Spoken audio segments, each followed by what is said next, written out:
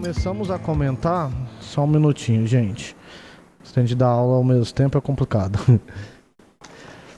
Então nós começamos aí a comentar na aula passada sobre a chamada agricultura digital, em que nós ficamos um bom tempo da aula falando aí sobre aplicações de agricultura digital e onde isso é aplicado aí, pensando na nossa disciplina, como que a gente vai trabalhar isso aí. E a ideia da agricultura digital, gente, é trabalhar um problema pensando além do problema em si, né, da intervenção agronômica que você vai estar trabalhando, em localização. Ou seja, nós precisamos sempre ter em mente que essas novas tecnologias que existem aí no campo, essas novas tecnologias que estão entrando aí na agricultura, drones, pilotos automáticos, sistemas GPS, mapas de produtividade, o que tudo isso tem em comum é que tudo isso está associado à localização da lavoura e está associado ali à informação geográfica, ou seja, a informação do espaço, entrando também na sua interpretação para que te facilite ali em planejamentos e tomadas de decisões. É o que se faz hoje em agricultura de precisão, é o que se faz hoje em monitoramentos agrícolas, é o que se faz hoje em planejamentos de safra, por exemplo. Utiliza essas chamadas geotecnologias para obter informação em tempo real no campo, e essas informações, como elas são georreferenciadas, você tem a possibilidade de sobrepor diversas informações do mesmo local, analisá-las todo ao mesmo tempo e tomar decisões mais assertivas do ponto de vista agronômico aí.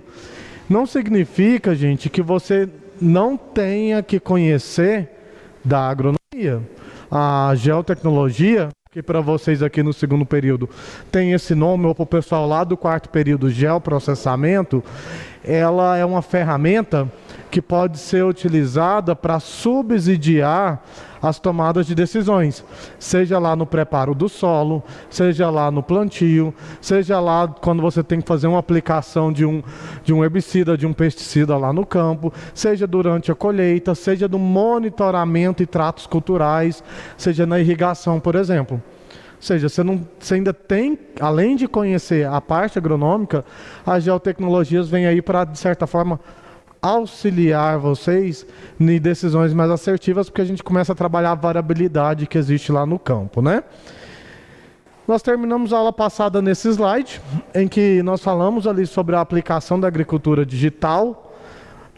Agricultura digital ou agricultura 4.0 são sinônimos, e nessa aplicação de agricultura digital ou de agricultura 4.0, nós estamos trabalhando ali com aplicação de diferentes tecnologias. Nesse meio tempo eu já dei exemplo para vocês de preparo do solo, colheita, irrigação, ou seja, diversas áreas agronômicas aí, diversas áreas na agronomia que a gente poderia aplicar a tecnologia. E todas essas tecnologias têm em comum a necessidade de você saber a localização do seu problema. Eu acho que eu até dei esse exemplo na aula passada, mas se foi, eu vou repetir, se não, do celular, em que todo mundo, eu tenho certeza aqui, que já usou para mandar ou para receber a localização ou para chegar em algum lugar. Aí pelo WhatsApp, pelo Google Maps, pelo Waze, essa série de aplicativos que tem para sistemas aí, né, mobile, sistemas Android, iOS, Windows Phone e assim por diante. O que tudo isso tem em comum, esses sistemas? Na hora que você, por exemplo, manda a localização de você aí para quem está aqui na sala, ou para quem está de fora, consegue chegar, de certa forma, próximo de onde você está. Porque ele está determinando ali a posição em que você está em relação à Terra como um todo. Aquela posição, aquela localização é uma coordenada que ela não é uma mesma coordenada. Se você der um passo para a direita, um passo para a esquerda, você vai ter sempre uma coordenada diferente em relação à Terra como um todo. E aí isso é importante também lá no campo. Você saber exatamente onde está acontecendo um problema e qual é o problema que está acontecendo, para que você tome decisões pontuais, para que a sua decisão ali seja baseado só onde está acontecendo o problema, apenas na localização e não um problema que você precisa aplicar na área. Talvez tenha uma mancha lá dentro da sua área que necessite de uma intervenção um pouquinho mais severa, uma aplicação um pouquinho mais robusta ali, para que você contenha ali, você faça tratos culturais. E para que isso seja possível, você fez um mapeamento, monitoramento e identificou exatamente onde está acontecendo o problema. Então, o onde ele é muito importante quando a gente fala aí de agricultura digital, agricultura de precisão. E o que tudo isso tem a ver com a nossa disciplina? A nossa disciplina trabalha justamente essas tecnologias associadas à localização, essas tecnologias associadas à produção de mapas, à elaboração de produtos, de informações que vão facilitar a atividade que está lá no campo. Para quem nunca viu, depois, se tiver curiosidade, dá uma olhadinha, por exemplo, como que funciona, por exemplo, um plantio automatizado, como que funciona uma colheita automatizada, como que funciona um piloto automático. São máquinas praticamente autônomas, porque ela não faz tudo sozinha, mas para que ela execute aquela atividade, precisa de pessoas justamente atrás de um computador para produzir um mapa que vai reproduzir o que aquela máquina precisa fazer. Esse processo de produção de conteúdo, por exemplo, para esses tipos de máquinas, são as geotecnologias, são o geoprocessamento que fazem. Ou seja, esse elo entre a tecnologia, a gente tenta trabalhar um pouquinho aqui nessa disciplina, né? Só reforçando alguns exemplos que a gente falou na aula passada, nós podemos aplicar aí agricultura digital, geotecnologias, no preparo do solo, no plantio, no acompanhamento da lavoura e na colheita, por exemplo. Pensando em preparo do solo, a parte de análise de solo você faz normalmente lá em campo. Entretanto, a grande diferença da análise de solo, pensando na agricultura digital, é que você trabalha o talhão em partes bem menores, que nós chamamos aí de grids, e de cada ponto desse aqui, você faz uma amostra de solo, em que cada amostra dessa, além de ser uma amostra que você vai enviar para o laboratório separadamente, ela também tem lá as coordenadas. Então, por isso, começa a trabalhar de um jeito diferente. Ah, professor, mas meu pai sempre, o agrônomo que trabalha lá com meu pai, com meu avô, com meu tio, ele chega lá, faz um zigue-zague, joga tudo no balde, uma amostra composta e manda para o laboratório e manda a gente corrigir tantas toneladas por hectare todo ano. Tá errado? Não tá. É a forma convencional. Só que a forma como ele faz, você considera que o talhão é homogêneo. Na agricultura digital, na agricultura de precisão, com as geotecnologias, nós trabalhamos para encontrar as diferenças que existem lá no campo e trabalhar o que realmente o solo precisa, o que realmente a planta precisa, por exemplo. E aí disso aqui, gera-se, por exemplo, mapas, que são os mapas em taxas variáveis, que é onde você vai fazer a aplicação o mais próximo possível da realidade do que o solo precisa. Você determina ali zonas de manejo e trabalho de forma diferente em cada parte do seu talhão. Agricultura de precisão, em que a grande sacada disso aqui não é refazer a forma de analisar um solo. A grande sacada disso aqui é justamente você inserir a localização nos pontos em que você fez a análise de solo. E aí tem todo um conceito que chama de geoestatística, que você consegue gerar mapas para poder trabalhar a variabilidade. Mas tudo começou daquilo ali, ó. Não, eu vou chegar no campo agora, vou coletar uma amostra de solo, mas além da amostra, eu vou pegar o GPS e vou marcar qual foi a coordenada desse lugar, a localização. 1 hectare, 2 hectares depois, eu pego uma outra amostra, normalmente, como eu já estou acostumado, habituado a fazer, por exemplo, e além disso eu pego a coordenada. Faço isso no talhão todo, na área toda, e em cima disso eu gero os mapas de taxa variável que tanto se fala, que é tão famoso para quem acompanha a agricultura de precisão. A parte de plantio, né? além de você ter a aplicação e correção de solo em taxa variável, você também tem um plantio associado, por exemplo, a um mapa que está associado à localização, o espaçamento lá entre sementes ali, tudo georreferenciado. A máquina sabe com precisão a coordenada da onde vai ser feito o plantio de cada semente ali no campo. E isso só é possível graças às geotecnologias, por exemplo. Para a gente andar um pouquinho, o acompanhamento da lavoura é uma grande aplicação que a gente tem das geotecnologias e do geoprocessamento. Vocês vão ver eu falando, inclusive, esses dois termos, porque, embora os nomes sejam diferentes, as aplicações são as mesmas. Inclusive, por exemplo, lá no quarto período, o conteúdo e a ementa é o mesmo do de vocês aqui, tá? Acompanhamento da lavoura é todo o processo que você tem de monitorar todo o espaço, toda a área geográfica da lavoura, normalmente por intermédio também de tecnologias, de geotecnologias, melhor dizendo. Com uma imagem de satélite, por exemplo, você pode monitorar áreas extremamente grandes e por inteiro. Com o uso de um drone, por exemplo, você pode monitorar áreas extremamente, relativamente grandes também aí. Tem-se a limitação ali de tempo de voo, dependendo da máquina, mas o satélite também tem a limitação de condições atmosféricas. Mas eu tenho aí diferentes tecnologias que me possibilitam, por exemplo, monitorar a lavoura da tela do meu computador. Coisa que há um tempo atrás era humanamente impossível de se pensar que você conseguiria conhecer cada metro da sua lavoura de forma convencional. Na verdade, ainda pessoas acreditam que isso não seja possível.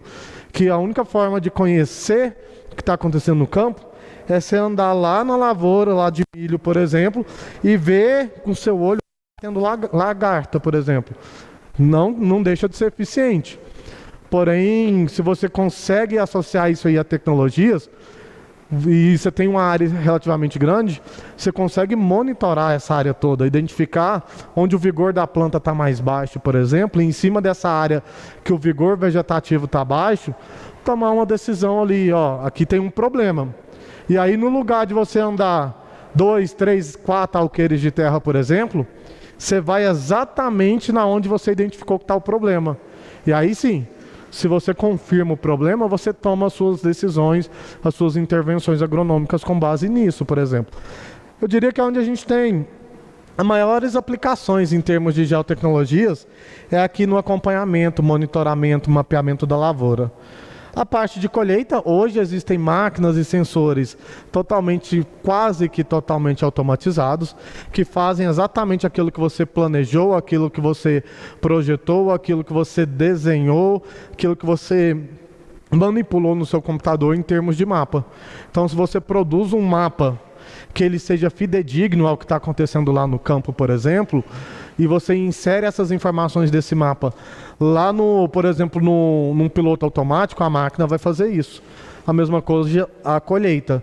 Hoje tem monitores de colheita, tem todo um sistema numa colhedora, por exemplo, que ele já colhe, além de saber ali umidade, dados do próprio grão, por exemplo, você também tem ali informações, como informações da localização e, ao final, os famosos mapas de produtividade. Que esses mapas aqui seria a cereja do bolo das aplicações aí, das tecnologias no campo. Em que, baseado nisso, nós conseguimos, por exemplo, ano após ano, sobrepor um mapa de produtividade ao outro e identificar quais são, por exemplo, as regiões mais produtivas lá do seu campo, as regiões que mesmo com todo incentivo e todo gasto que você tem para todo ano melhorar sua produtividade, aumentar seus lucros, ainda produz pouco. Você consegue ter essa visão espacial que a agricultura convencional não te proporciona aí, tá? Então, como que a gente vai fazer agricultura digital? Como que a gente vai aplicar geotecnologias? O que eu posso estar trabalhando, por exemplo? Alguns exemplos aí, né? Claro que não todos, mas talvez o mais famoso quando a gente fala de tecnologias no campo ultimamente, os famosos vantes e drones. São equipamentos de diferentes autonomias e com diferentes finalidades. Inclusive, eu gosto de fazer sempre uma observação quando eu falo de drone aqui. O que importa é isso aqui, ó, esse caboclo aqui. a máquina que está lá no drone, digamos assim, em que agora a gente vai saber que não é uma máquina fotográfica, uma máquina de retrato, é um sensor. A câmera do celular de vocês é um sensor. A câmera que está lá num drone é um sensor. A câmera que está lá no satélite é um sensor. E a função básica de um sensor, gente, é captar energia refletida. Você tem a luz do sol que vai interagir com a vegetação, parte da radiação a planta vai absorver, parte ela vai refletir. Essa energia refletida é o que o sensor capta e forma uma imagem. Quando você tira uma foto no seu celular, o processo é exatamente o mesmo. O que a foto capta, o que o sensor capta é energia refletida. O que os nossos olhos captam, o que vocês estão vendo aqui, o quadro branco, as cores aqui do slide, são energias refletidas, né? O que a gente vê é o que é refletido. Os nossos olhos são sensores. Inclusive, a gente tem um tópico aqui da disciplina que a gente fala especificamente sobre o sensoriamento remoto. Na minha opinião, uma das maiores aplicações que a gente tem pensando em tecnologias lá no campo, né? Sensoriamento remoto, seja ele orbital, que é o uso, por exemplo, de satélites, então, sensoriamento orbital, seja ele suborbital, que é o uso de drones, vantes, câmeras aí, em que a grande ideia é sempre a mesma. Você obtém informação do campo, pensando, já trazendo para dentro da agronomia, obteve informação, por exemplo, da lavoura, sem ter o contato físico com a planta. E aí eu dou para vocês exemplos de trabalhos que, por exemplo, eu desenvolvo aqui na faculdade. Trabalhos de mapeamento de área de pastagem, trabalhos de avaliação de cana, trabalhos de avaliações aí de estimativas de evapotranspiração para áreas irrigadas, tudo isso utilizando o sensoriamento remoto, ou seja, o uso de sensores a bordo de satélites. Eu trabalho com remoto orbital, em que você consegue captar, mapear e gerar informações sobre lavoura, sobre o campo lá, tá? Então é uma das, talvez, nossas maiores aplicações aí.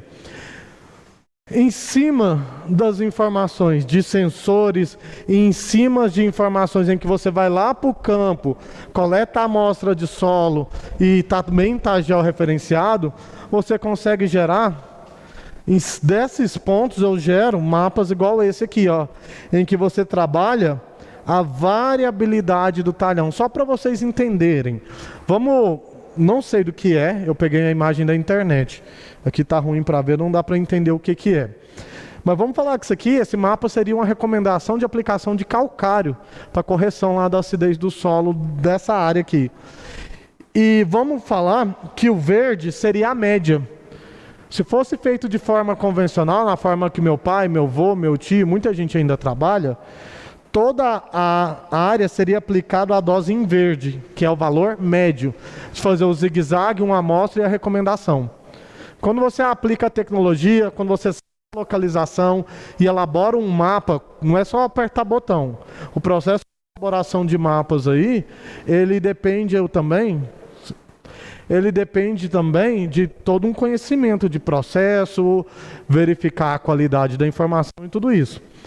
Mas depois que eu fiz tudo isso, tomei todo o rigor, fiz com todo o rigor possível, eu verifiquei que a média é só essa mancha verde.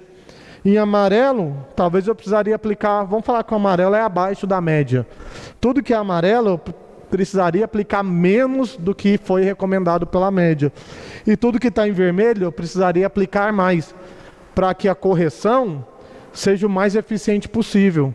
Por consequência, que a sua produção, sua produtividade lá no final, ela se eleve. Essa é a grande contribuição. Você trabalha a variabilidade no campo para melhorar lá no final a produtividade, por exemplo. Professor, mas isso é caro demais. Não dá para fazer isso não, é só o cara que tem 1.000 hectares, 2.000 hectares aí, que consegue fazer. Mentira, gente. Para fazer isso aqui, tem um custo de análise de solo. Sim, realmente, você tem que convencer o produtor, em vez dele fazer uma análise de solo de R$60, talvez fazer 20, numa área talvez de 50 hectares, ou até um pouco mais. Porém, Desligar aqui, gente. Porém, esse custo inicial com a amostra, todo o restante você consegue fazer por softwares livres. Você pode usar programas, embora tenha empresas que vendam programas específicos para estar trabalhando isso, a gente vai ver nas práticas, inclusive provavelmente semana que vem vai ser prática já nossa, você consegue fazer isso. Basta você dominar a tecnologia e não deixar a tecnologia dominar você. E aí eu cutuco muito vocês nessa disciplina nesse sentido. Se preparem do ponto de vista de dominarem tecnologia, dominarem informática, gente. Hoje é impensável um agrônomo, por exemplo, não saber usar uma ferramenta como um computador. Não saber usar uma ferramenta como, por exemplo, um Excel da vida, que te possibilita ter informações rápidas. Talvez, se você pretende entrar numa área igual essa aqui, é impensável você não dominar algumas tecnologias, como GPS, processamento de algumas imagens, processamento de dados, que a gente vai estar trabalhando aqui. Mas é uma outra forma de aplicação da agricultura digital. Essa figurinha aqui só ilustra como que funciona o sistema GPS.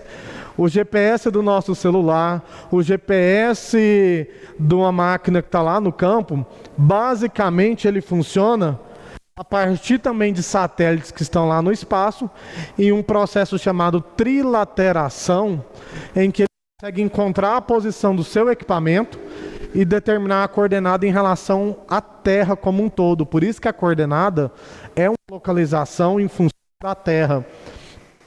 Mas como que isso é possível? Então, inclusive, quando a gente pega, por exemplo, o celular, pega um GPS de mão, um Garmin, alguns já devem ter ouvido pelo menos falar, na verdade, que você fala assim, esse equipamento aqui é um GPS. Na verdade, a gente está errado de novo.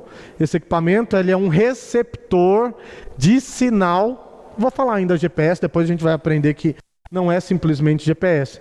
Ele vai rastrear o sinal dos satélites e nesse processo de rastreamento, ele determina a localização da máquina em tempo real ou com correções. E aí você tem uma série de aplicações quando a gente fala GPS. Inclusive, os famosos monitores e pilotos automáticos aqui, ó.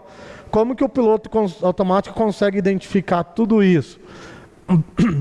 Baseado na localização, baseado na informação da posição que ele está naquele momento e normalmente da informação de uma pessoa, alguém capacitado que foi lá antes e fez, por exemplo, um levantamento topográfico, mas não um levantamento topográfico qualquer, um levantamento topográfico referenciado a coordenadas. Então quer dizer que quando eu estudei topografia, vocês fizeram comigo provavelmente semestre passado, não serviu para nada? O processo é o mesmo, a diferença é que no lugar da gente adotar, por exemplo, lá na topografia, um valor arbitrário da minha cabeça, você vai adotar um valor real, com base em uma coordenada, para fazer seu levantamento. Aí seu levantamento topográfico está georreferenciado, por exemplo, porque tem coordenadas reais e não coordenadas arbitrárias, por exemplo. E aqui o que eu estava dando um exemplo para vocês dos monitores de colheita, mapas de produtividade. Olha que bacana. Tem lá um mapa de quando se iniciou a aplicar, por exemplo, a agricultura de precisão.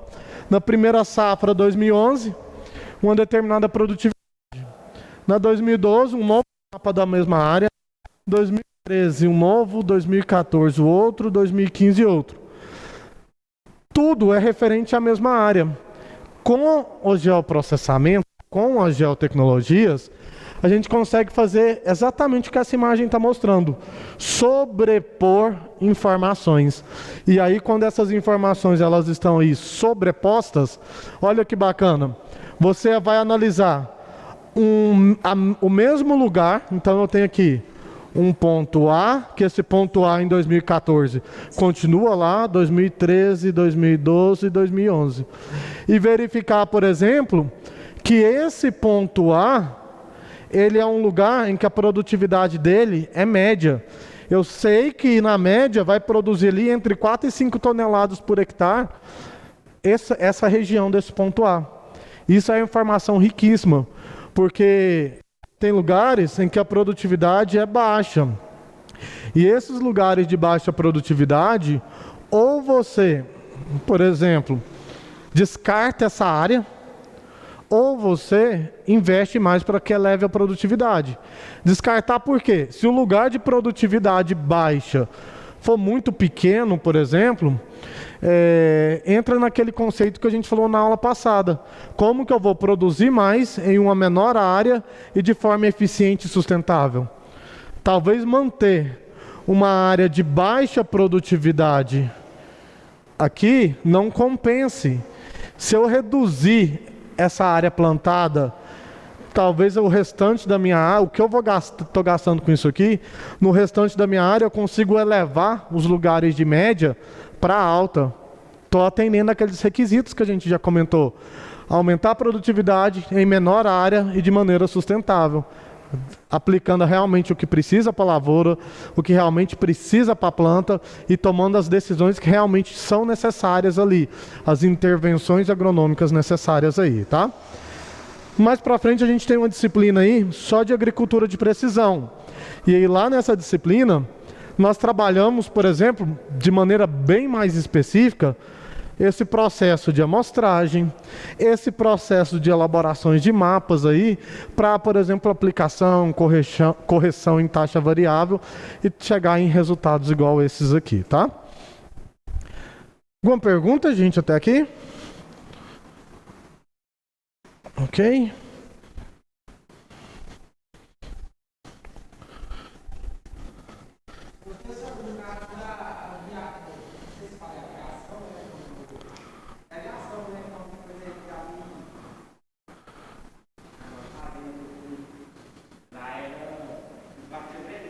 Uhum. Eles usam o tipo de GPS e, por exemplo, a mesma coisa, sei lá, a lavoura está sendo atacada. Uhum. Aí eles usam o tipo de GPS para saber mais ou menos qual área que deve melhorar mais ou menos. Você poderia, por exemplo, eu sei, vou dar um exemplo de áreas que eu conheço, por exemplo, inclusive daqui de Goianésia. Áreas de usina aí que são de 3.000, 4.000 hectares, por exemplo. Se você fez um mapeamento prévio da área para identificar a região que está sendo atacada, você pode direcionar a sua aplicação aérea só nessa região. Você reduz tempo, reduz custo e aumenta a eficiência. Tem toda uma logística, né? Não necessariamente aquela aviação, as gotículas vão ser todas direcionadas aqui, porque tem todas as condições atmosféricas, que pode gerar deriva, né? E algumas outras coisas que você tem que tomar cuidado além do mapeamento. Se o cara teve esse cuidado de antes de fazer a aplicação aérea, ter feito um mapeamento da área, você vai lá fazer a aplicação em cima de uma localização. Dependendo do... Aí eu não estou falando por propriedade, eu estou falando de algo que eu imagino que aconteça. Provavelmente tenha aviões agrícolas com sistemas integrados ali, com navegação GPS, né? Exatamente. Na verdade, esse aqui é o satélite, né? Já. Esse aqui, né?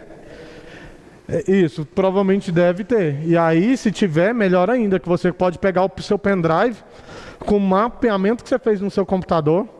Se você tem certeza que esse mapeamento está certo, pluga lá, igual você pluga numa máquina de um piloto automático, e aí é direcionado lá para aquele lugar, né? Porém, isso demanda alguém ter feito todo esse preparo prévio aí, tá? Não tem, nada é feito automático. Inclusive, a sua pergunta é muito boa, porque é o seguinte, gente, tem tecnologia, mas a tecnologia ela precisa de validação, e além de validação, nada é automático. Não é simplesmente você apertar um botão e vai sair um resultado. Ah, mas onde eu trabalho é assim.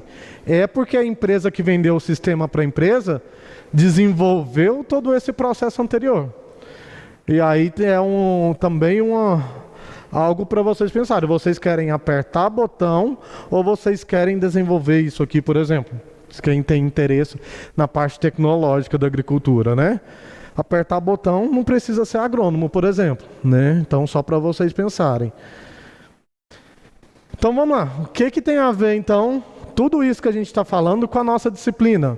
Como eu comentei, o termo geotecnologia e geoprocessamento são sinônimos. Então, para gerar aqueles resultados que eu mostrei para vocês, nós precisamos das ferramentas do geoprocessamento, das geotecnologias, para poder gerar aquele tipo de informação, para gerar aquele mapa, para ter isso à disposição e para conseguir trabalhar, processar tudo isso aí. Eu sei que a agricultura digital vai aplicar todas essas tecnologias, levando em consideração a localização, visando ali obter informações em tempo real, de forma localizada e de acordo com a variabilidade da minha lavoura. Mas e aí? Como que eu produzo um mapa igual aquele que eu mostrei para vocês? É onde a gente vai começar a falar aqui hoje. É onde a gente vai entrar nos conceitos de geoprocessamento, para depois entrar nas geotecnologias. Conceitos de geoprocessamento, porque as geotecnologias, o nome da disciplina de vocês, é parte do geoprocessamento. Então, de nada adianta eu chegar aqui com vocês hoje. Falar assim, gente, vamos ali para o laboratório e vamos trabalhar uma imagem de satélite. Se você não entende o processo para se trabalhar uma imagem. Senão você pode, por exemplo, pegar um Google Earth, que acho que quem nunca abriu depois instalem no computador, é bem interessante, é uma ferramenta bem bacana, mas que você não vai utilizar ele de maneira correta, você talvez não consiga gerar informações ali. Você consegue achar a sua casa, você consegue achar aqui a faculdade, mas é isso, eu peço para vocês, gente, delimitem uma área de vegetação nativa dentro de uma fazenda que a gente precisa fazer uma declaração do Cadastro Ambiental Rural, o CAR. E utilizem o Google Earth. Calma aí, como é que eu vou fazer isso? Como que isso é possível? Trabalhar o Google para fazer algo que é obrigatório para toda propriedade rural, para todo imóvel rural, e isso ainda ficar certo. Então a gente vai estar vendo que tudo isso faz parte do geoprocessamento, faz parte das geotecnologias, faz parte dos sistemas de informações geográficas, que é os famosos SIGs aí, tá? Então vamos lá. Então o que é geoprocessamento? O geoprocessamento em si, inclusive eu esqueci até de comentar com vocês, mas tem um vídeo no AVA em que eu faço uma abordagem para vocês, o vídeo é meu mesmo, sobre esses conceitos, a origem do geoprocessamento. Assistam esse vídeo, porque inclusive nós temos uma atividade para fazer que está lá no AVA, que ela depende dessa aula, depende do que está lá no AVA. Eu vou até postar no grupo se alguém não tiver acesso, que é um vídeo do YouTube, para poder ter todo esse contexto. Mas o geoprocessamento, ele trabalha com os chamados dados georreferenciados. E o que são dados georreferenciados? Toda e qualquer informação que você coleta lá no campo é um dado. Toda e qualquer variável, melhor dizendo, é um dado. Eu fui lá no campo e monitorei a temperatura e anotei a variável temperatura dentro de um estufa lá na minha lavoura. Isso é um dado. Mas apenas saber a temperatura, por exemplo, da nossa sala, que inclusive está bem quente, derretendo, não é suficiente para trabalhar geoprocessamento. Apenas saber qual é o teor de argila no solo na hora que você foi lá no campo e fez as amostras não é suficiente para trabalhar geoprocessamento. É necessário que todos esses dados que vocês coletem sejam georreferenciados. Ou seja, que possuam localização conhecida. E aí, para que vocês não esqueçam, vocês vão ouvir eu repetir isso bastante aqui nessa disciplina. Os dados georreferenciados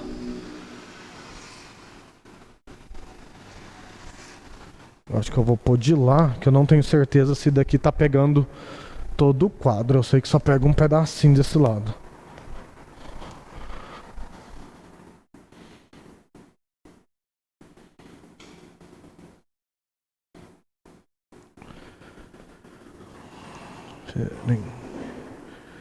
Diferenciados são toda informação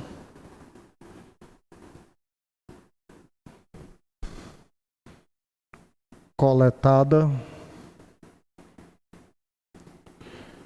em conjunto com sua localização geográfica, ou seja, coordenada.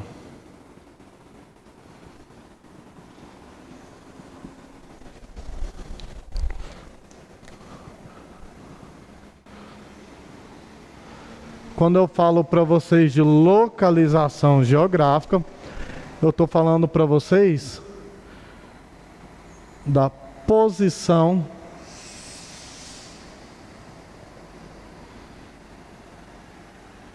da informação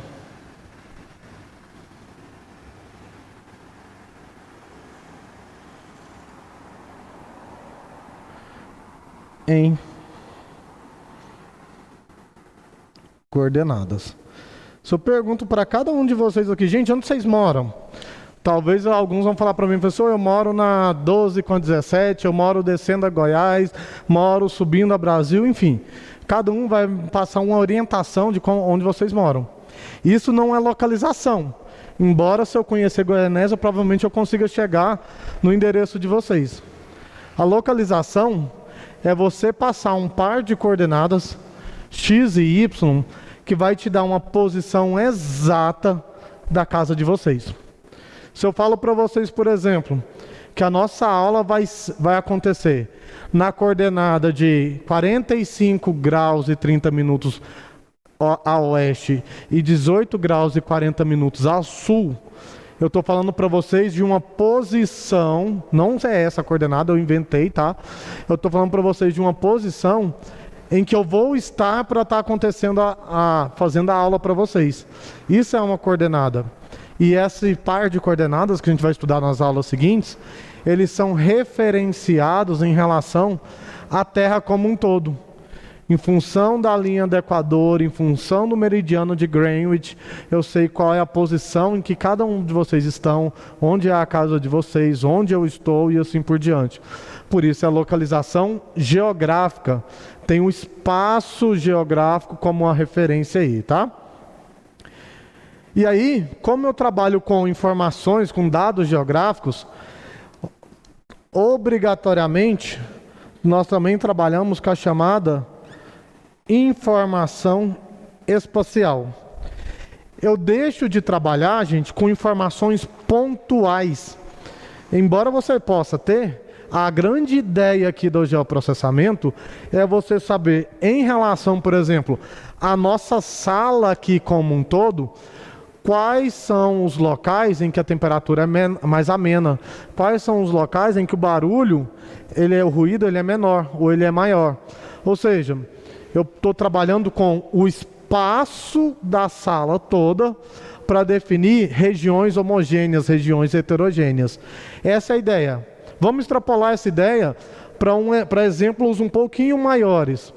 Pensem no município aqui de Goianésia e vocês conseguirem determinar, dentro de todo o município de Goianésia, quais são as regiões, por exemplo, em que a produção de cana não, é muito comum, mas, por exemplo, em que a produção de soja ou de milho, ela é mais elevada aqui na cidade, para que você concentre ali a produção de soja nessas regiões, e não espalhados, por exemplo, talvez pela cidade toda.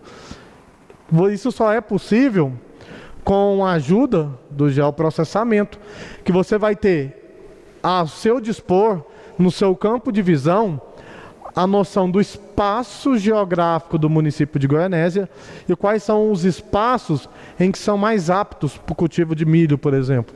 Os locais que não são aptos, talvez para o cultivo da cana. Aí isso não demanda só fazer um mapa, demanda também conhecer das necessidades edafoclimáticas da cultura, necessita conhecer ali das características, de solo, e todas essas informações georreferenciadas você consegue fazer, igual eu mostrei para vocês do exemplo do mapa de produtividade, ou seja, sobrepor informações sobre um mesmo lugar e em cima dessa sobreposição, desse empilhamento de informações, você verificar regiões críticas, regiões aptas e assim por diante, Aqui, agora talvez fique até mais claro quando eu digo para vocês que no geoprocessamento é possível cruzar informações, sobrepor informações das diversas áreas de conhecimento. Nesse tempo nosso de aula passada e aula hoje, eu passei para vocês alguns exemplos de diversas áreas de conhecimento. Meio ambiente, agricultura como um todo, dentro da agricultura, no preparo, no manejo de irrigação, no monitoramento, na colheita, são diferentes campos de atuação em que eu posso usar o geoprocessamento aí como uma ferramenta para estar subsidiando isso aí. E aí, como que nós estruturamos o geoprocessamento? A estrutura do geoprocessamento é dada pelo processo de coleta de dados, armazenamento de dados, tratamento e análise dos dados, uso integrado, e eu gosto sempre de acrescentar um ponto aqui. Na minha opinião, a estrutura do geoprocessamento também depende da apresentação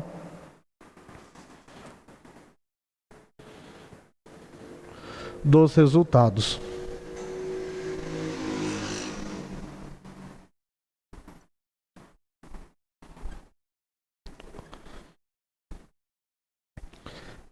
E normalmente essa apresentação dos resultados aqui, ela é dada na forma de mapas, ou na forma talvez de tabelas e relatórios algumas vezes. Mas na hora que você, por exemplo, produz um mapa para levar lá para o campo, você vai pegar um pendrive com a pasta lá que você organizou, e aqueles arquivos que estão ali são os resultados apresentados, são a integração desses resultados para que a máquina leia. Na hora que você vai entregar como resultado lá para quem você prestou o serviço, ou para o seu pai, ou para você mesmo, ver os resultados, você vai ver os resultados na forma de um mapa, em que você vai visualizar tudo aquilo que está acontecendo. Ou seja, eu considero que isso aqui também faz parte da estrutura do geoprocessamento. Entre as formas de coleta de dados, que todas elas têm em comum, que lá do cantinho do quadro, que todas as informações sejam georreferenciadas. Se eu for usar cartografia, já mapas que já existem, por exemplo, para gerar novas informações, obrigatoriamente eu preciso, se for informação física, eu preciso digitalizar essa informação para ir lá para a tela do meu computador, mas não só digitalizar, porque senão uma simples foto que está no celular de vocês poderia ser utilizada no geoprocessamento. E a ideia não é essa, é você digitalizar e georreferenciar aquele mapa. Como assim? No processo de você passar a informação de um papel para um computador, você precisa inserir coordenadas nessa informação agora digital para que o computador entenda e sobreponha aquela informação que estava no papel a outras informações que você tem. Ou seja, coleta de dados a partir de informações físicas também são formas de coletas de geoprocessamento, desde que sejam georreferenciadas. Fotogrametria e sensoriamento remoto.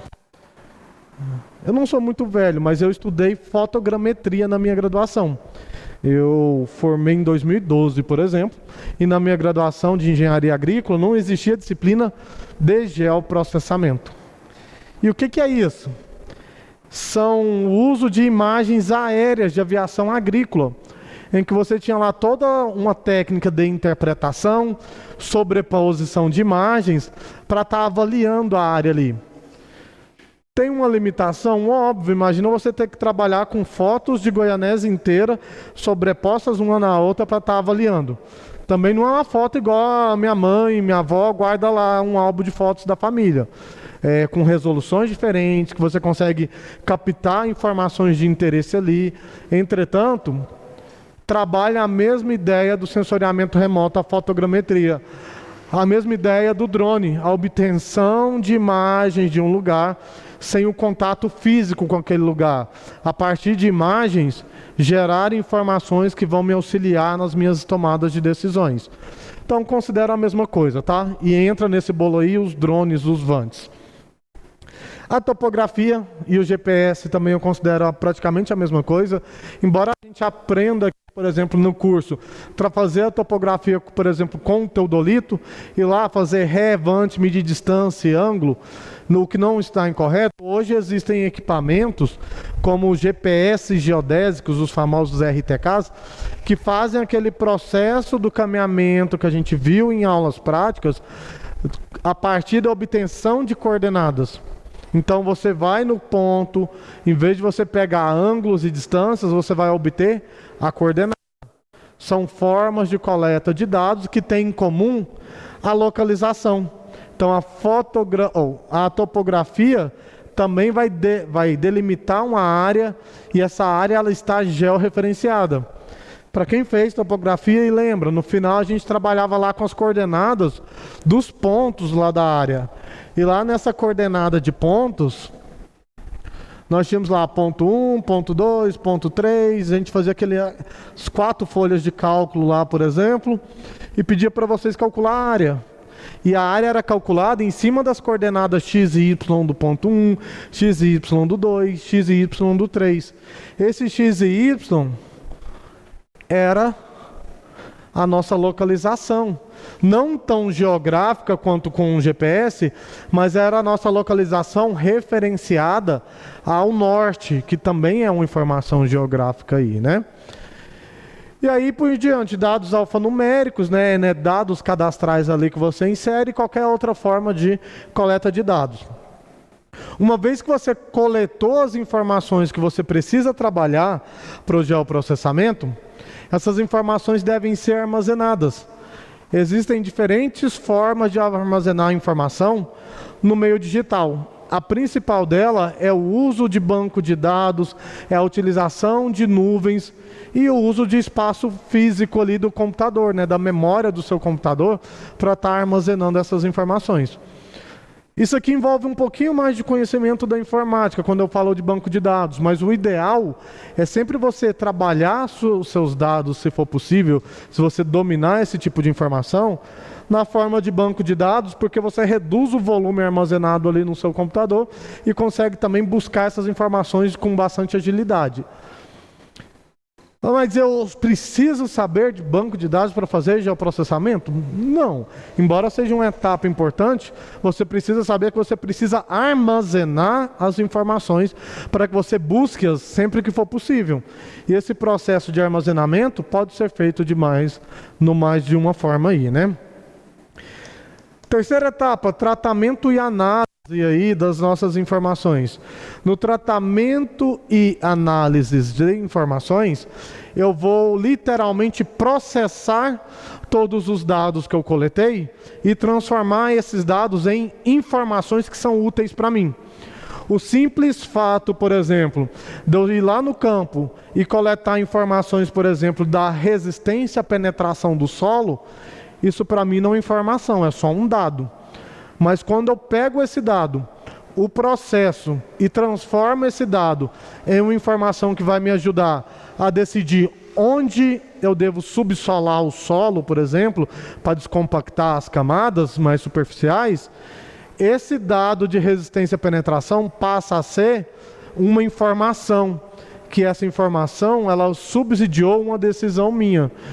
Bem bacana, por exemplo, essa parte de solos em questão de compactação, que é outra coisa que é muito fácil de ser feita.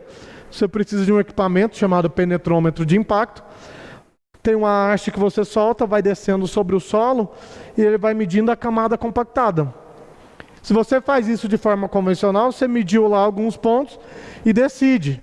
Se não está compactado, eu vou subsolar, vou passar aqui o subsolador e pronto. Se você faz isso pensando em geotecnologias, você não vai só coletar a informação da resistência à penetração do solo.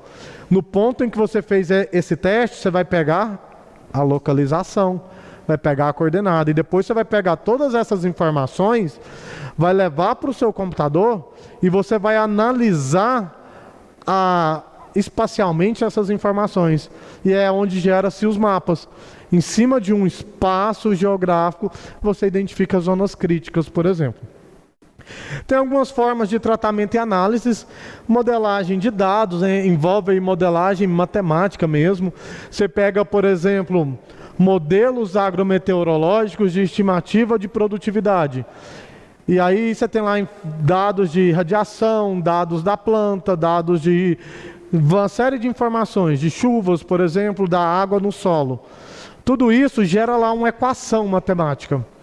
Você pode pegar essa equação, trazer ela aqui para dentro e trabalhar isso de forma digital. Se você tem lá a informação de radiação na forma de uma imagem de um pixel, você tem a variável que você precisa analisar. Se você tem lá a informação da chuva na forma de pontos, o local, a quantidade de água que choveu, e está lá no seu computador, você tem como analisar isso pelo geoprocessamento. E melhor ainda, sobrepor essas informações. E aí você consegue fazer as modelagens de dados, as modelagens matemáticas, de forma bastante prática. Geoestatística. O que eu chamo de geoestatística, no ponto de vista conceitual, ele é bem fácil de ser entendido. Se, por exemplo, se estivesse chovendo aqui agora e hoje, aqui em volta da faculdade, a probabilidade, ou seja, a chance de estar chovendo na rua de trás da faculdade é bem maior do que a chance de estar chovendo talvez lá em Goiânia ou lá em Anápolis. É bem óbvio isso, né? Se está chovendo aqui na rua de trás, também provavelmente vai estar chovendo. Só que a ideia da geoestatística é você conseguir quantificar isso. O quão próximo um valor interfere no outro, e é essa informação, essa quantificação que faz com que gere-se aqueles mapas que eu mostrei para vocês em taxa variável. Porque quando eu vou lá no campo, coleto as amostras de vários pontos, um ponto a cada 4 hectares, por exemplo, e em cada um desses pontos depois gera um mapa todo colorido.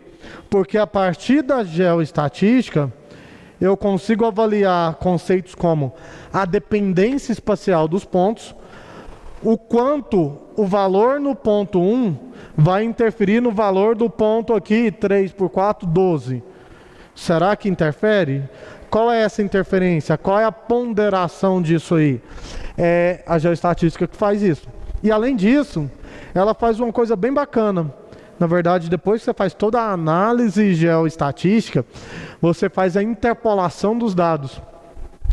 Pessoal, eu já coletei um ponto a cada 3 hectares, 4 hectares, padrão aqui de Goiás, Centro-Oeste, por exemplo. Como que eu consigo, de um ponto a cada 4 hectares, saber o que está acontecendo lá na minha lavoura de 200 hectares?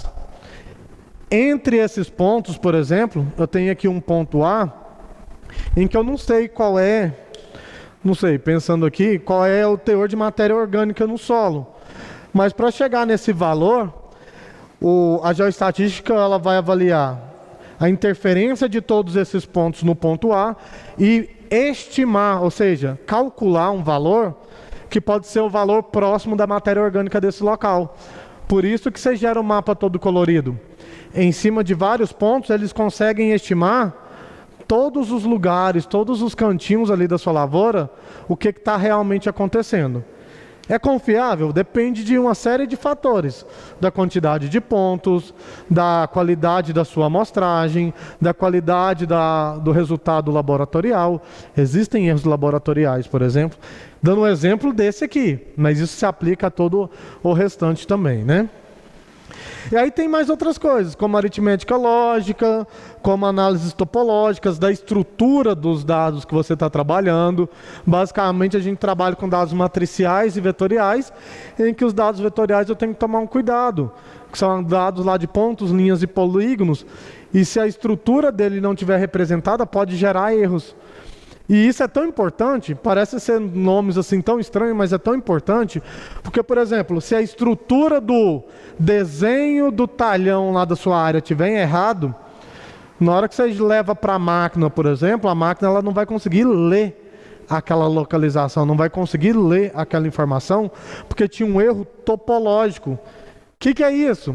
De forma bastante simples, pode ser que na hora de você elaborar o seu mapa, você fez uma estrutura de polígonos, mas talvez o polígono ele tenha um espaço em aberto. Talvez o polígono ele tenha um espaço cortando no outro.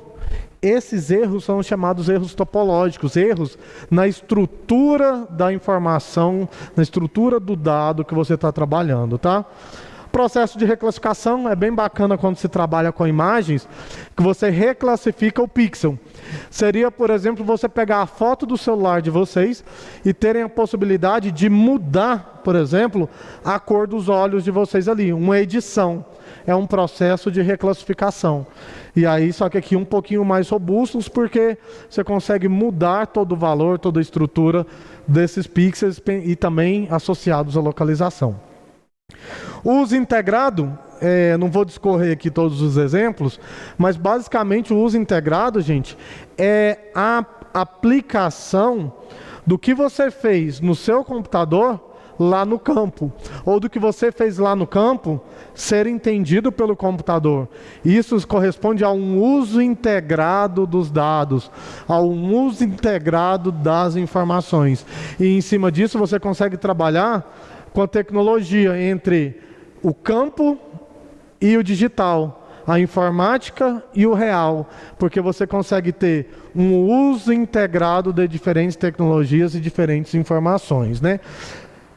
Aqui tem os exemplos, né? Eu não vou comentar muito aqui, mas o GIS é a mesma coisa de SIG, só que está no inglês, Geographic Information System, mas sistemas de informações geográficas no português. O sistema LIS, o sistema de AM/FM, de transmissão de informações, né, por frequências, de desenhos assistidos por computador, o CAD e assim por diante. E a apresentação do resultado, como eu já comecei explicando ela, de nada adianta normalmente você fazer tudo isso aqui se você não consegue apresentar a sua informação. Tanto para você, quanto talvez para uma pessoa que você está prestando o serviço. Você tem que mostrar o resultado. Não adianta você pegar a pasta e mostrar lá na pasta que você gastou 300 GB do espaço do seu HD para gerar um mapa. Beleza, tá, mas e cadê esse mapa? O que eu posso concluir com esse mapa, com esse estudo?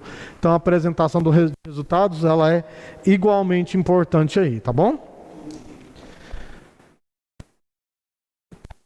Exemplos. Exemplos fica mais fácil de entender. Ó, aqui explica nesse primeiro mapa justamente o uso integrado que a gente estava comentando com vocês e a aplicação do geoprocessamento em diferentes tecnologias.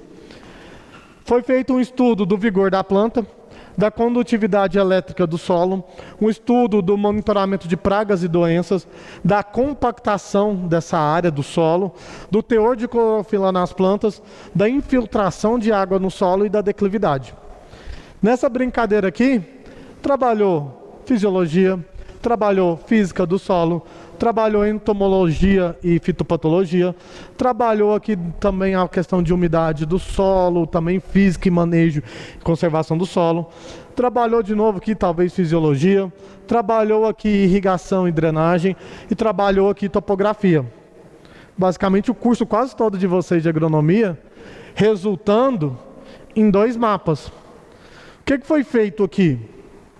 Esses pontinhos que vocês estão vendo embaixo foi o que foi analisado de cada uma dessas variáveis. Mas como isso aqui tudo estava georreferenciado, tinha localização conhecida, eu tive a possibilidade de sobrepor essas informações todas. E depois que eu sobrepus tudo, analisei tudo, eu consegui gerar um mapa de potencial de produtividade desse talhão. Olha que interessante.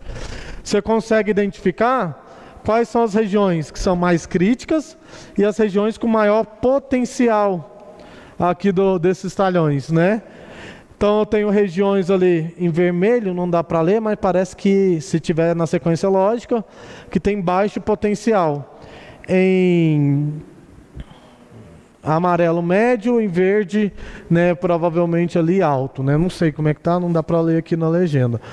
Mas olha lá, eu consigo saber, eu consigo ter essa percepção, talvez antes de iniciar um plantio, talvez antes de investir num financiamento, talvez o retorno não seja lá grande coisa, mas isso só é possível se você aplica geotecnologia, aplica o geoprocessamento. Os famosos mapas de aplicação em taxa variável, que bacana isso aqui. Se você fosse trabalhar pela média, por exemplo, do nitrogênio, grande parte aqui aplicaria em torno de 230 kg por hectare, só que tem regiões que eu precisaria aplicar 350 quilos por hectare e outras regiões que eu precisaria aplicar bem menos, essas manchas mais verdes aí. Ou seja, eu estou vendo a variabilidade, eu não estou trabalhando média, né? Mesma coisa com o fósforo e o potássio. Olha lá, as manchas me dão essa noção de o que realmente o solo precisa, o que realmente a planta precisa aí, tá? Outro exemplo bem legal esse aqui. Quando você pega uma imagem de satélite, por exemplo, você não vai ver ela colorida, igual você vê lá no Google, igual mostra na televisão, no Google Earth, por exemplo. A imagem de satélite é composta de níveis de cinza. E quando você sobrepõe 3 imagens de diferentes níveis de cinza, você consegue gerar uma imagem colorida que destaca aquilo que for do seu interesse.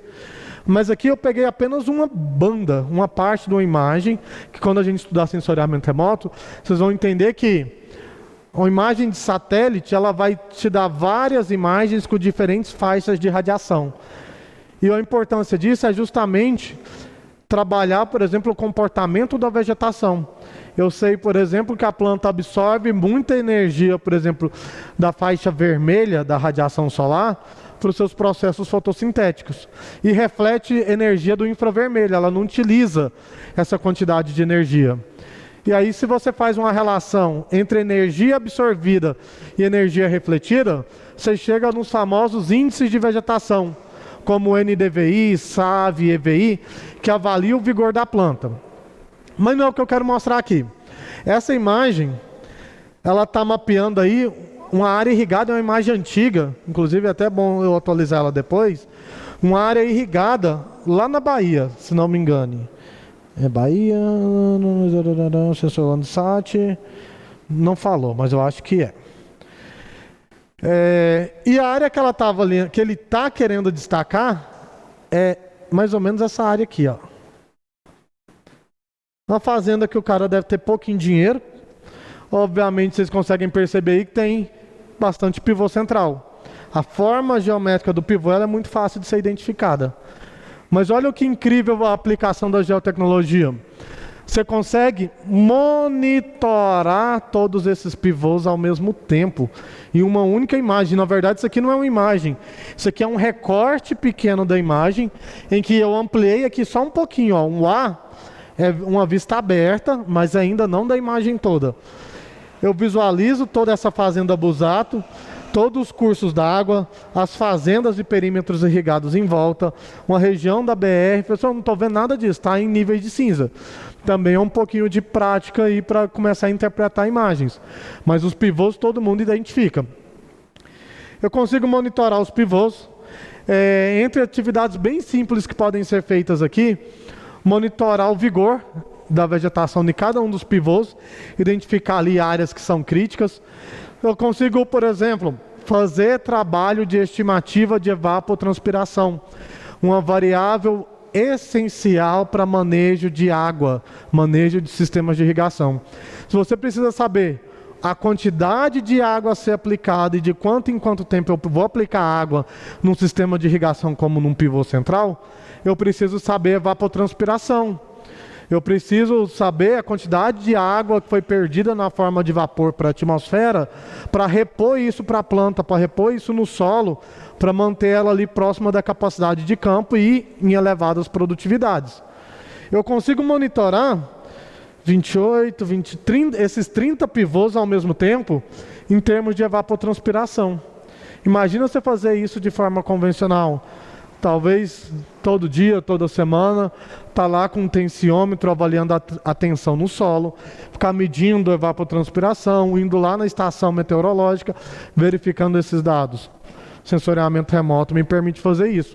E eu só consigo fazer isso porque isso aqui é diferente da foto de celular de vocês, porque os pixels dessa imagem aqui estão associados a uma par de coordenadas, estão associadas à localização geográfica. Então eu consigo sobrepor essa informação a outras que também são georreferenciadas. Está detalhando aqui, né, os pivôs, do pivô 5 de área de algodão, Pivô 5 a 29, né, que estão funcionando.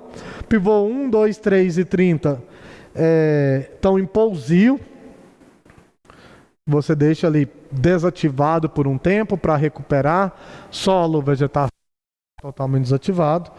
E o pivô 4 está até mais difícil de ver, talvez vocês não estão vendo, que foi totalmente desativado, ou seja, não tem mais ali a utilização do pivô nessa região. Consigo fazer isso, né, a partir das geotecnologias. Um outro exemplo, isso aqui é um trabalho, inclusive, daqui, em que a gente fez um mapeamento de uso do solo em toda essa região aqui do Vale de São Patrício, geograficamente falando, micro-região de Ceres, em que nós estudamos o avanço da cana-de-açúcar de 2005 a 2015, se não me engane. Em amarelo, são as áreas de cana. A gente conseguiu quantificar esse aumento de área plantada nesses 10 anos, de 5 para 2015, e não somente isso, também constatar uma coisa que normalmente por desinformação as pessoas saem apontando o dedo e falando: a agricultura está lá desmatando, a agricultura está lá derrubando. Também está, também não estou passando pano. Porém, nós vimos nesse estudo que a maior parte, não toda, a área de cana que foi aumentada foram áreas, por exemplo, já antrópicas, já de áreas consolidadas, áreas de pastagem, que foram convertidas em áreas de agricultura. Então, grande parte do aumento da agricultura não se deu a desmatamento da vegetação, por exemplo. É uma informação riquíssima. Isso aqui a gente fez só aqui para essa região do Vale do São Patrício. Mas poderia tranquilamente, por exemplo, fazer para todo o estado de Goiás, sem eu andar o estado de Goiás inteiro vendo o avanço da cana, o avanço da soja. Isso só foi possível porque tudo isso aqui está georreferenciado. Lá na tela do computador, quando a gente estava fazendo esse trabalho, eu tinha certeza que essas manchas em amarelo eram regiões de cana. A gente avaliou tudo isso aí e viu que realmente fazia sentido, né? Aqui... Gente, eu posso continuar? Vocês querem fazer uma pausinha, um intervalo? Pode continuar? Vocês que mandam, porque a gente está quase terminando essa parte. Beleza, mas aí como que a gente vai fazer tudo isso? É bonito ver essas imagens coloridas e ver todo esse resultado. Mas ainda em termos de conceito, como que eu pego uma informação, por exemplo, de chuva, e transforma essa informação em uma informação digital que meu computador vai ler? Como que eu pego uma informação que está no meu computador e passo ele, por exemplo, para o meu celular e vai corresponder à realidade na hora que eu chegar lá nesse lugar que o meu celular me direcionou? Então aqui, do ponto de vista conceitual, nós temos as duas perguntas.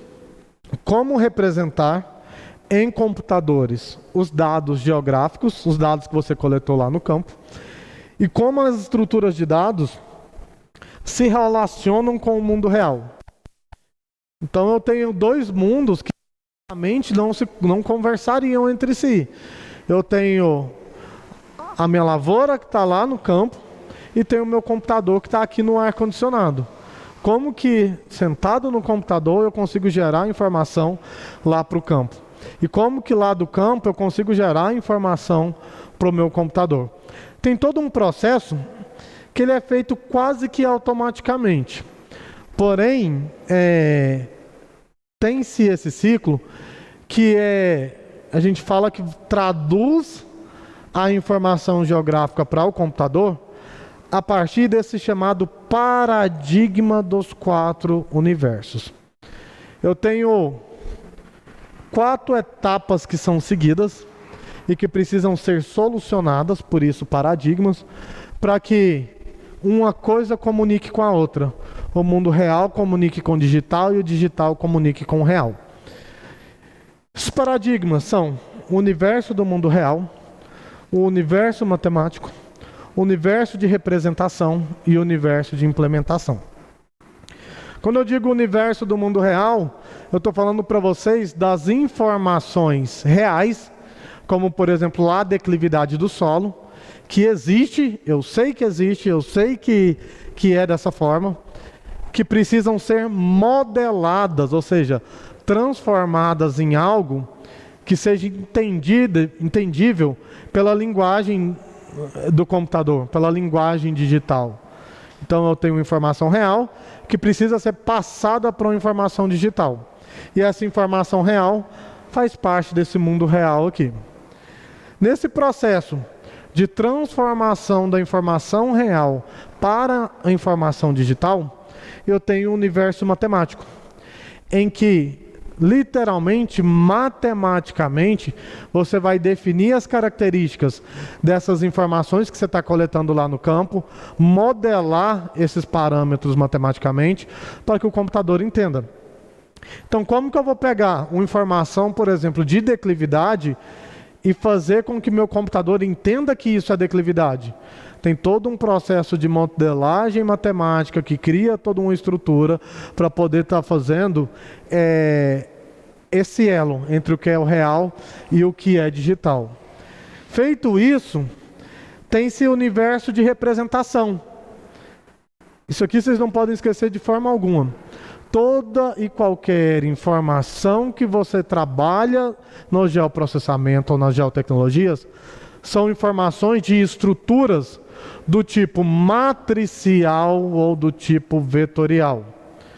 Se você está fazendo um levantamento topográfico de uma área e você vai fazer o mapa dele, esses dados desse levantamento topográfico muito provavelmente são informações vetoriais.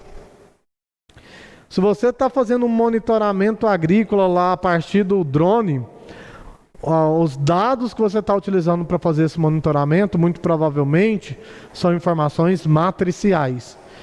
E o que são isso? Informações na estrutura de imagens, que são trabalhadas pixel a pixel. Informações na estrutura de vetores, que são informações do tipo ponto, linha e polígono. Ainda não entendi, professor, o que isso significa? Significa, por exemplo, que quando você está fazendo um trabalho lá na sua casa, lá no Word, e você envia esse trabalho para o professor, o Word ele é um arquivo digital que ele está compilando todas as informações do seu trabalho e figura de uma forma, em um arquivo, em uma extensão que o computador vai entender. Então, o que você está fazendo no computador, no seu celular, eu vou conseguir ler. Mas aquele arquivo Word, aquele documento, ele é um arquivo digital que está expressando toda aquela informação, tudo aquilo que você está querendo expressar no trabalho. A mesma ideia é aqui, ó.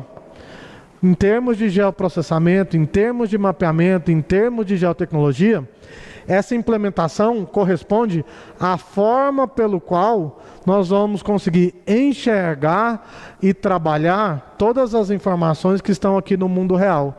E aí gerar, todos os dados, melhor dizendo, e aí gerar informações. Mas tudo isso é feito dentro dessas duas estruturas, matricial e estrutura vetorial. E o universo de implementação, né, onde você vai literalmente executar tudo isso aí, tá bom? Alguma pergunta, gente? Só trazendo essa definição de uma forma mais formal para vocês, lembrando que depois eu ponho os slides lá para vocês também, e a gravação, né? Universo real é onde encontra os fenômenos, os dados a serem representados. Exemplos, o tipo de solo, um cadastro de uma área rural, de uma área urbana, dados topográficos, geofísicos, de temperatura e assim por diante. Universo matemático é onde envolve toda a conceituação, toda a modelagem, por exemplo, do tipo de solo. Então, como que eu vou matematicamente explicar que existe um solo latossolo vermelho, os solos argissolos, neossolos e assim por diante? Como que eu vou explicar para o computador que existe diferença entre o que é um solo de textura argilosa e um solo de textura arenosa, por exemplo? Tudo isso matematicamente tem que ser feito, tem que ser implementado. Mas a notícia boa é que normalmente não são vocês que fazem isso. São pessoas que trabalham mesmo com a parte de programação, que vai compilar aquela informação e vai transformar isso em algo digital para você utilizar. Não estou falando que vocês não têm capacidade para isso. Entretanto, não é o foco da nossa disciplina trabalhar a programação, tá? Porém, quem trabalha a parte de programação faz esse elo entre o que é real e do que é computacional aí. E aí tem, né, terminando aqui o conceito, modela aí dados contínuos, objetos individualizados, e normalmente classifica todos os dados em dados temáticos, cadastrais, modelos numéricos de terreno, dados de sensoriamento remoto, em rede, entre outros aí. É uma das classificações, mas essa aqui não é tão importante quanto a próxima que a gente vai ver. Mas a título de curiosidade, dados temáticos são normalmente dados que expressam a qualidade de algo. Da mesma forma que eu posso, por exemplo, eu dei o exemplo para vocês da declividade. Eu posso expressar a declividade em termos de terrenos planos, suavemente ondulados, terrenos... tem mais lá o restante da classificação. Desculpe. Eu também poderia classificar esses mesmos dados de declividade em valores de porcentagem, valores numéricos. E o que muda nisso é a forma como esses dados foram ali, né, processados, foram programados para serem apresentados para vocês. A gente consegue trabalhar ambos aqui. Dados cadastrais, literalmente você cadastra informação, muito útil na parte vetorial. Por exemplo, você fez o levantamento de uma área, fez lá a topografia, e você tem que ir lá no cartório registrar essa área aqui. Só que está no seu computador esses dados. E aí você gera ali em cima de um arquivo digital uma tabela de atributos em que vai, por exemplo, contextualizar uma série de informações sobre o mesmo lugar. Qual é a área, quem são os proprietários, qual é a declividade do terreno, o tipo de solo. Uma lista de informações sobre um mesmo arquivo, sobre uma mesma localização, sobre um mesmo local. Por isso, informações ditas aí cadastrais. Modelo numérico de terreno e dados de sensoriamento remoto são imagens, né? Lá no sensoriamento remoto a gente trabalha melhor isso aí. E aí o ponto-chave, talvez, dessa parte introdutória. Entender que tudo que a gente vai trabalhar vai ser representado de forma digital no computador e em softwares específicos na forma de dados matriciais e na forma de dados vetoriais aí, tá? E a implementação, eu acho que a implementação, o próprio nome nos ajuda a definir o que é. É onde ocorre a implementação, a realização, a execução da modelagem de dados a partir de linguagem de programações, a partir de funções dentro desses programas. Nem sempre você trabalha a linguagem, mas alguém desenvolveu aquele botão, aquela ferramenta para você processar os seus dados aí, tá bom? Então, em específico, o universo de representação, nós temos aí, né, as duas grandes representações, que são representação vetorial e representação matricial. Eu vou só fechar essa parte de universo de representação com vocês, e aí a gente encerra hoje. Como eu já adiantei, a representação matricial ela é feita pixel a pixel, ou seja, ponto a ponto. Talvez alguns nunca fizeram isso, mas depois tenham a curiosidade de pegar uma foto do celular de vocês e olhar lá as propriedades dessa foto. Entre aquele monte de informações, resolução, a data, a hora, tem lá a quantidade de pixels que formaram aquela foto que vocês tiraram do celular, que vocês receberam do celular de vocês. Por isso é considerado uma imagem, ela é formada pixel a pixel.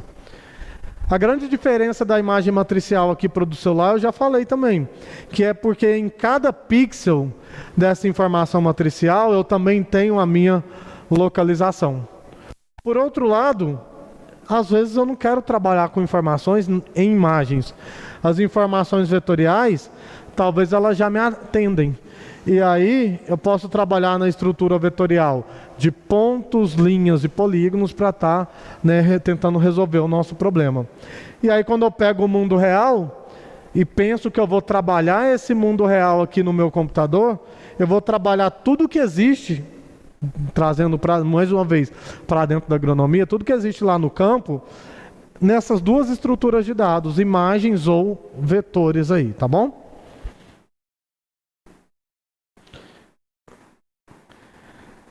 Então já comentei com vocês, uma estrutura vetorial, ela é formada por uma estrutura de ponto, linha e polígono, em que a grande diferença entre ponto, linha e polígono é que uma estrutura na forma de ponto, ela literalmente representa um ponto. Se eu quero saber o ponto pelo qual vocês estão sentados agora, a localização e representar isso, eu muito provavelmente vou representar isso não como um polígono da área que vocês estão sentados, e sim como um ponto indicativo da localização de cada um de vocês. A linha, também uma estrutura georreferenciada, muito utilizada para representar caminhos, redes.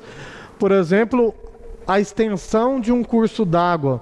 Por exemplo, as estradas que existem aí pavimentadas e não pavimentadas no estado de Goiás.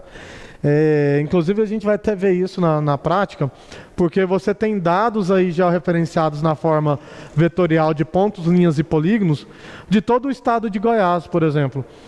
Não todo tipo de dado, mas a gente consegue ter informações da malha viária, por exemplo, de Goiás, a malha ferroviária, os cursos d'água, uma série de informações, tudo georreferenciado e que pode ser bastante útil. E polígono está representando uma área, um local. Então, se eu quero, mais uma vez o exemplo da sala para todo mundo entender, representar a nossa sala aqui, fazer um mapeamento da nossa sala, com base na nossa localização geográfica, a representação da sala vai ser um polígono, porque ela está representando todo o espaço em que nós estamos inseridos. A representação dos pontos representam onde vocês estão sentados. Está representando um local em específico. E o caminho poderia ser o caminho que vocês fizeram até chegar aqui, por exemplo, da entrada da faculdade até aqui. Se foi georreferenciado, significa que cada canto que você passou, ele pode ser localizado. Então, estrutura em linha aí. O que é interessante disso, já pensando um pouco em termos de informática, espaço, gente, de armazenamento, ele é limitado. Mesmo que você tenha aí um computador com 2, 3, 5 teras de HD para estar armazenando, uma hora isso enche. E as estruturas vetoriais são estruturas leves, principalmente se comparado com imagens. Você baixa imagens aí hoje de 1 GB, por exemplo. Enquanto um arquivo de todo o estado de Goiás vai ter no máximo ali uns 3 megas. No máximo. E tem informação de todo o estado. Então por que eu só não trabalho com informação vetorial, professor? Porque tem informação que você só consegue obter matricialmente. Como, por exemplo, valores de radiação, grandezas ali que são mensuráveis, como radiação, temperatura, estão no pixel. Um sensor mensurou aquilo ali e você precisa extrair aquela informação daquele pixel. E aí tem que trabalhar com estrutura matricial, né? Olha lá a estrutura matricial. Quando eu falo de um arquivo matricial, eu estou falando de uma imagem em que quando eu amplio um pedacinho dessa imagem, o que a gente vê é isso. Não sei se talvez no celular de vocês vai dar para fazer isso, mas no computador normalmente dá. Se você ampliar demais uma imagem, você vai desconfigurar a imagem, em que você não vai ver as informações ali, mas na verdade você está vendo a informação do pixel, a coloração, a tonalidade desse pixel e assim por diante. Dentro de arquivos matriciais, normalmente trabalha-se aí com os arquivos no sentido de números digitais. Cada pixel dessa imagem recebe um número digital. De acordo aí com a resolução radiométrica, resolução radiométrica dele, ou seja, de acordo com a quantidade de bits que conseguiu ser armazenado ali. E em cima disso, dependendo do que você for trabalhar, você precisa fazer a transformação. Talvez desse número digital para a irradiância, a grandeza física da radiação solar, da energia refletida. Para trabalhar talvez o vigor da planta. Para transformar talvez esse pixel 203 em altitude, a altura dessa região em relação ao nível médio dos mares. E o que é o mais interessante dos pixels? Quando a gente trabalhar, eu detalho melhor, sensoriamento. Mas basicamente, um pixel, ele recobre uma área como um todo. Tem aí satélites com pixel de 30 metros. Uma área de 30 por 30 metros, tudo que está ali dentro daquela área está sendo representado e resumido por um número digital que está associado a uma localização que pode ser transformado depois em grandeza física, né, por exemplo, tá? Mais exemplos aí para vocês de representações matriciais, né? Em cima de uma imagem igual a essa aqui, gerou-se os modelos digitais de elevação ou modelos numéricos do terreno que te dão informação pixel a pixel de altitude. Altitude é uma propriedade topográfica lá, né, que a gente estudou. E entre outros fatores, a altitude está associado ao relevo de um local. Com a imagem igual a essa aqui, a gente consegue fazer todo um estudo de declividade, de curva de nível para diversas regiões. E eu consigo recobrir uma área bem maior do que eu recobriria de forma convencional, tá? Só a título de comparação para vocês. Então, quando eu tenho uma representação no formato matricial e no formato vetorial, esse pixel talvez está representando uma área de 10 metros por 10 metros. Ou seja, uma área total de 100 metros quadrados, né?